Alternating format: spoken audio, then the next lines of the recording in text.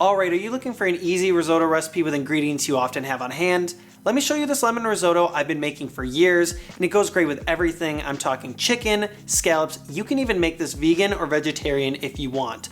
Now let's hop into it. Our first step is going to be prepping our ingredients, so you're going to want to start with 2 medium shallots, and we're looking for a small dice on these. Now depending on size, you can take 3 to 4 garlic cloves, and we're going to mince this, and then you can set aside with your shallots. It's important to note that there aren't a lot of ingredients in this recipe, so using things like fresh oregano is really going to make the difference. We need about 1 tablespoon, and then you're going to finely chop. After that, it's time for the true star of the show, which is going to be the lemons. So I like to take 2 large lemons, and then we're going to zest these first, then we're going to juice them, and the final amount of juice should be somewhere in the range of about a half cup. Our last step, and optional if you want to keep this vegan, is we need to take a good Parmesan cheese, and we're going to grate about 3/4 of a cup. To start cooking the risotto, you're going to want to take a large pot, and over medium heat add a little bit of olive oil and then your shallots. Stir around and cook the shallots for about 2 minutes until they become soft and translucent, at which point we're going to add in the garlic, oregano, and lemon zest, and you're going to cook for about a minute. Once the mixture has some color but it hasn't burnt, we're going to add in 2 cups of arborio rice, and then we're going to stir around and cook for 2 minutes. This is going to toast the rice and help give it that risotto feel at the end. Then we're going to take 1 cup of a dry white wine. I prefer Chardonnay, and you're going to add that to the rice and simmer this until all the alcohol and most of the liquid has dried up. Now you may have noticed a separate pot that's been sitting in the back while we've been cooking. It's actually holding 7 to 8 cups of hot chicken stock, and that's what we're going to add into this risotto, about 1/3 to a half cup at a time, constantly stirring and cooking this until it's complete. Now the key with the risotto is to make sure that your rice is not getting too dry, and at that point you'll add a little bit of chicken stock, but you don't want to add in a full cup at a time, as we don't want to end up having it soupy and then just simmering the rice. Now when you make this risotto at home, you may end up only using 6 cups of chicken stock. I always suggest making more, as I'd rather have it if my rice is taking a little bit longer. Once your rice is cooked to your liking, then you're going to turn off the heat and add in your lemon juice along with 2 tablespoons of unsalted butter, and then you're going to stir around until the butter is fully melted. Then you're going to add in your grated Parmesan cheese, mix around until fully melted, and then an ingredient I think goes really well in this risotto is a tablespoon of mascarpone cheese. I'm not sure if I'm saying that right, but just mix around until fully incorporated, and then you can season to taste with black pepper and kosher salt. For serving, it's going to depend on whether you have a protein or not, but I like to take 2 huge scoops of the risotto, adding it onto a plate, and then for garnish, I like fresh Parmesan cheese, parsley, and then that fresh lemon zest, and then you are ready to go. If you guys like the video, please like and subscribe, and I'll catch you in the next one.